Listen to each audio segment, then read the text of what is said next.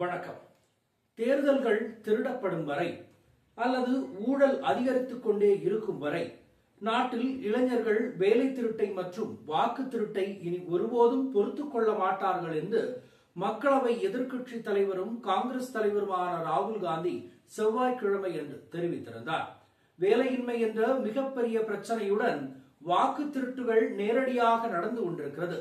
இந்த இரண்டையும் இணைக்க முயன்ற அவர் பாஜக வாக்குகளை திருடுவதன் மூலம் நிறுவனங்களை சிறைபிடிப்பதன் மூலம் அதிகாரத்தில் இருப்பதாக குற்றம் சாட்டினார். அதே நேரத்தில் பிரதமர் நரேந்திர மோடி தனது மக்கள் தொடர்புகள் மட்டுமே மும்முரமாக இருந்து கொண்டிருக்கிறார் என்றும் பிரபலங்கள் அவரை பற்றி புகழ்ந்து பேசுவதற்காகவும் அல்லது புகழ்ச்சி பாடுவதற்காகவும் கோடீஸ்வரர்களுடைய லாபத்தை பெறவும் முயற்சிக்கிறார் என்றும் ராகுல் காந்தி குற்றம் சாட்டியிருக்கிறார்.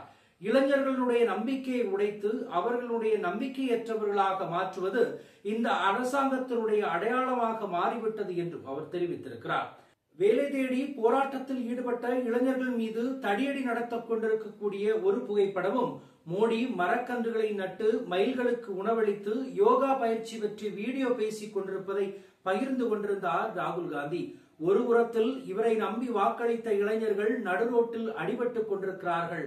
மறுபுறத்திலோ மோடி அவர்கள் மரக்கன்றுகளை நட்டு யோகாவை பற்றி புகழ்ந்து பேசியும் அல்லது மற்ற வேறு ஏதாவது விஷயங்களை பற்றி பேசியும் மயில்களுக்கு உணவளித்து தன்னுடைய நேரத்தை செலவழித்துக் கொண்டிருக்கிறார் என்கிறார் ராகுல் காந்தி.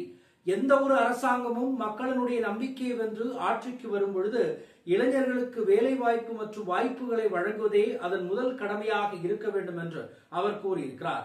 ஆனால் பாஜக தேர்தல்களில் நேர்மையாக வெற்றி பெறுவதில்லை.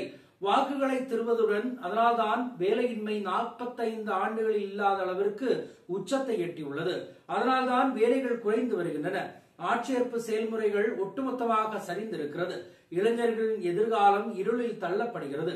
அதனால்தான் ஒவ்வொரு வினாத்தாள் கசிவும் ஒவ்வொரு ஆட்சேர்ப்பும் ஊழல் கதைகளுடன் பிணைக்கப்பட்டுள்ளன என்று அவர் கூறியிருக்கிறார்.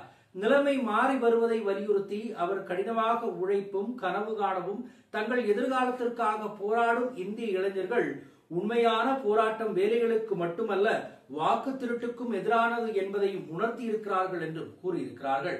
ஏனென்றால் தேர்தல்கள் திருடப்படும் வரை வேலையின்மை மற்றும் ஊழல் நாட்டில் அதிகரித்துக் கொண்டே இருக்கும் என்பதில் எந்த ஒரு சந்தேகமும் இல்லை. இளைஞர்களினுடைய வேலைகள் சூறையாடப்படுவதையோ அல்லது வாக்குகள் திருடப்படுவதையோ பொறுத்துக் கொள்ள மாட்டார்கள் என்றும் வேலையின்மை மற்றும் வாக்கு திருட்டிலிருந்து இந்தியாவை விடுவிப்பது இப்போது மிகப்பெரிய தேசபக்தி என்றும் அவர் கூறியிருக்கிறார். ஒட்டுமொத்தமாக நாட்டில் நடக்கக்கூடிய வாக்கு திருட்டிலிருந்து இளைஞருடைய வேலைவாய்ப்பு பாதிக்கப்படக்கூடிய அனைத்து விஷயங்களையும் ராகுல் காந்தி எதிர்க்கட்சி தலைவராக இருந்து பேசியிருக்கிறார்.